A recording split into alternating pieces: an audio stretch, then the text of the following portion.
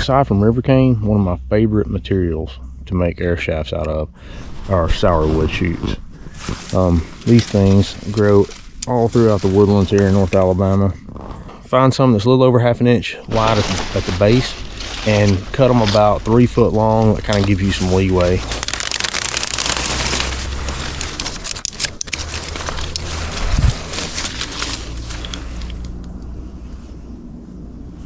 Pretty good. Okay, what we have here are some sourwood shoots that I cut. I try to pick the straightest ones I can. Some of them aren't going to work. Like this one, it's going to be really pretty hard to get perfectly straight. But these, while they're green, I like to go ahead and get the bark off. I know a lot of hardwood shafting material that it might check as it dries. I've never had any problem with sourwood checking at all. It usually dries pretty good. Now this will shrink a little when it dries. Get a sprout that's a little bigger in diameter than what you want. Because you can always take wood off, you can't add wood. Now I'm just using a stone, like a chert flake, to scrape this off, but you can use the edge of a knife, card scraper, anything. It comes off really easy when it's green, but if you wait till it dries on there, it becomes pretty difficult to get off. So I always recommend peel it off while it's green. And then on top of that, once you got it peeled off, and even before, you can kind of sight down through here and straighten out any bends. You do that a few times, it'll usually hold its shape. Makes it a little easier on you in the end. When I get done getting the bark off these, I'm gonna cut off the ends of these and cut them off square. Some of them are split. This is where I try to break them off, and they split on up. And I'm afraid that if I don't cut that off square, that as it dries, that split's gonna continue to run up the length of it. So I'm gonna finish getting all the bark off of them. I'm gonna square off the ends, and then I'll work on straightening them a little more. All right, here's what we have. I've got, let's see, 8 altogether. These 2 are too small to use for an adult bow. These are all pretty decent, I guess. I've left them all a little long since they've got a natural taper to them. So before I bundle them, I'm gonna put half of them, turn half of them one way and the other half the other way. So I got half of the big ends on one end and half of the big ends on the other end. Same thing with these. Now I'm gonna bundle all these together with some twine. I like to use any kind of elastic band. It's pretty good. I use cable ties a lot. I'm just gonna wrap these with some twine or some string or something, just whatever I got laying around. And they're gonna shrink quite a bit as they dry. I mean, they'll probably shrink noticeably anyway. But wrap it, let them dry for, I don't know, a month or 2. Should be sufficient. Honestly, they probably dry out a lot faster than that, but with them bundled together, it may slow that down a little bit.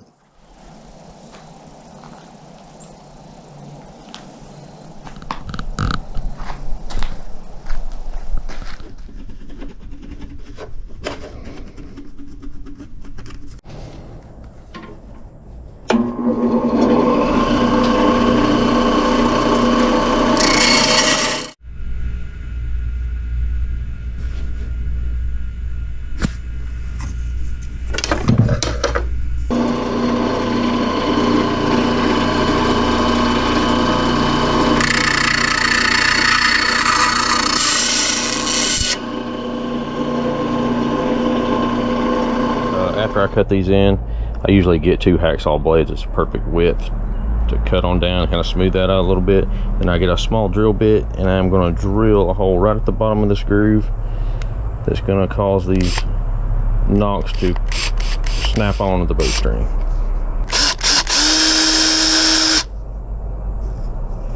So you're left with after I sand it down, it'll be a little bigger down here at the base, and it'll snap right on the string.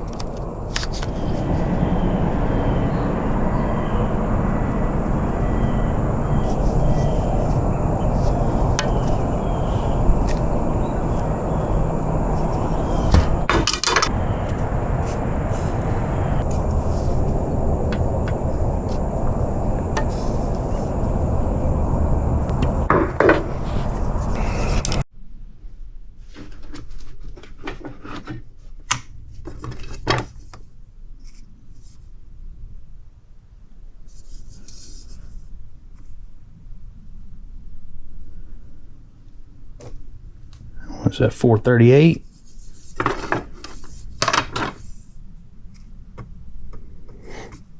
This is a 453.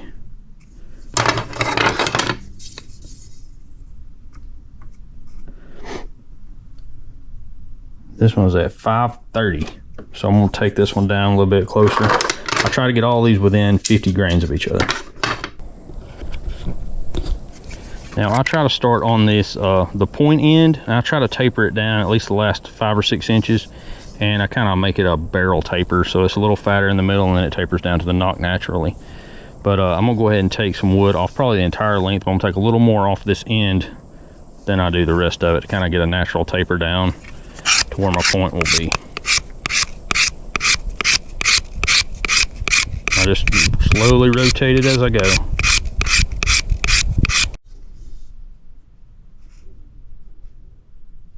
I took 13 grains off. All right, back to it.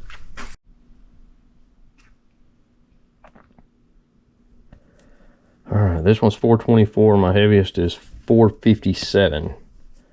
So that's what, 32 grains, 33 grains difference. Not too bad because I'm gonna use stone points, and so they will probably vary a little also. I'm gonna go ahead and sand these with some finer and finer sandpaper, kind of get them a little more finished. I'm going to work on my nocks a little bit more. You can see there they're a little uneven, but I'm going to get them a little closer to the same and make sure they snap on the bowstring pretty well. Then we'll go ahead and I'll wrap the bottom of the nocks with whitetail sinew, and we'll get ready to put fletchings on.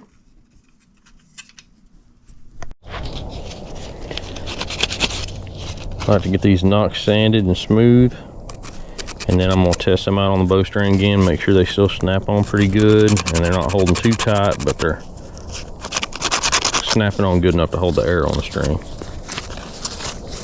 It's a fine line. You don't want them falling off, but you don't want them gripping so tight that it affects air flight.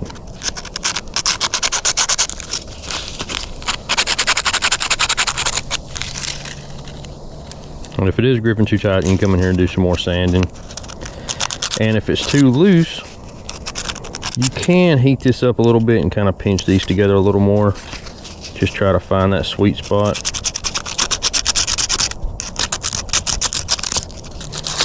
I like to make this part kind of as narrow as I can. That way I shoot split fingers, so I don't want my fingers to be hitting this or anything like that any more than I have to. I want it to be as small and out of the way as possible. I'm going to wet some whitetail sinew, and I'm going to wrap it under this knock just to reinforce this, keep that from ever splitting. If I was using river cane, I would probably go ahead and wrap it before I really started working on my knock too much, because it splits a little easier. This stuff's pretty tough. Well, river cane's pretty tough too, but you definitely want to reinforce it. It's just going to give you a lot of extra strength in that knock. I do all my straightening with a heat gun. You can use a candle or just any heat source at all. Basically just find your places that need to be bent and just warm it up slightly.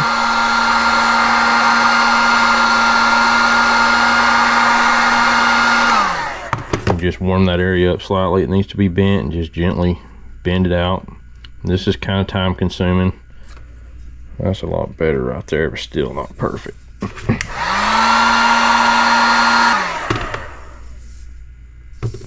So all it takes is just to get it a little warm. It'll bend pretty easy, and just kind of hold it as it cools off, and it'll pretty well hold its shape.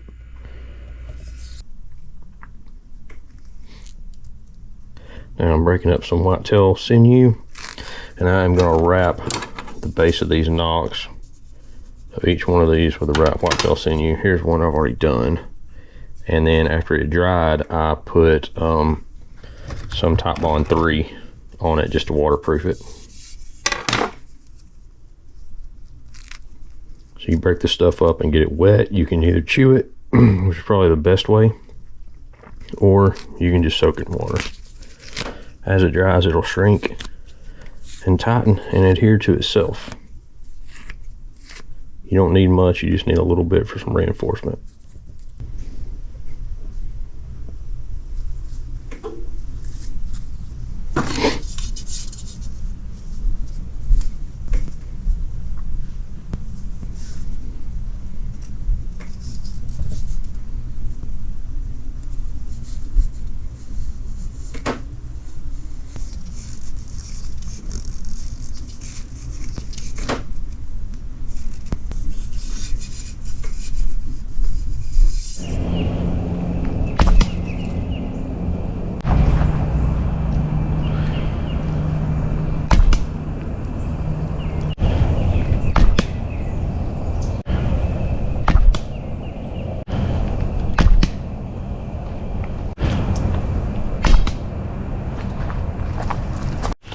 Alright, these are the primary feathers off of Eastern Wild Turkey.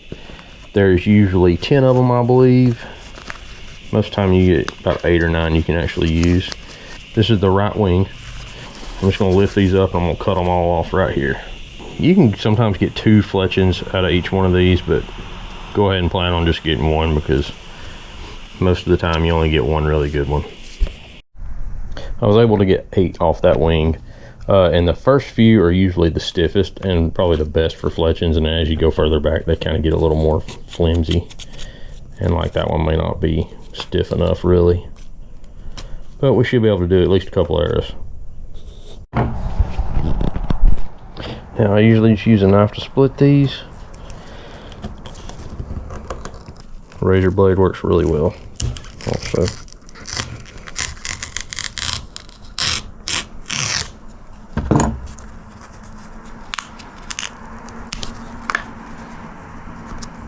That's what you got, and I will use a sander to clean out this pith right here and flatten this out, and then I'm gonna go ahead and cut my shape and my length first, and then I'm gonna use a sander to sand this pith smooth and flat and get all this little pithy stuff out of there, and then we'll glue them on the arrows.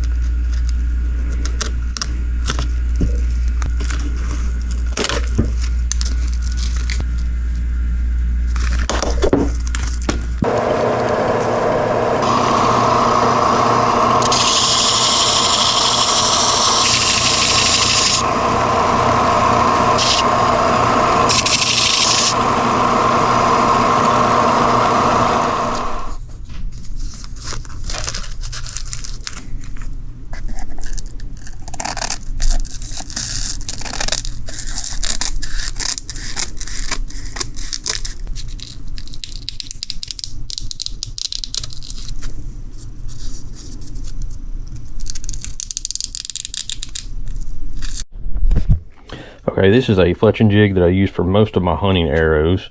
It's a Arizona Easy Fletch. I'll put a link in the description if you're interested. I think they're about $65, something like that. So it's for right wing fletch. So if I'm using a right wing, I use my fletching jig. If I use a left wing, I just eyeball it, do it the old-fashioned way. But so far, this is the only fletching jig I've had, but I like it. You can get cheaper ones and you can get way more expensive ones, but this one seems to work pretty well. I glue all my fletchings on. I typically use a clear Gorilla Glue. That just seems to kind of work the best. I like it better than fletching glue, honestly. And you know, the traditional way would be to use hide glue and sinew, and I will wrap the ends with sinew when I'm done, but the Gorilla Glue is just way more durable than the hide glue. Well, it's easy to use. It's just easier all the way around to use the Gorilla Glue. If you want to be authentic, absolutely use hide glue. It works great, but like I said, it's not as durable and it's not waterproof.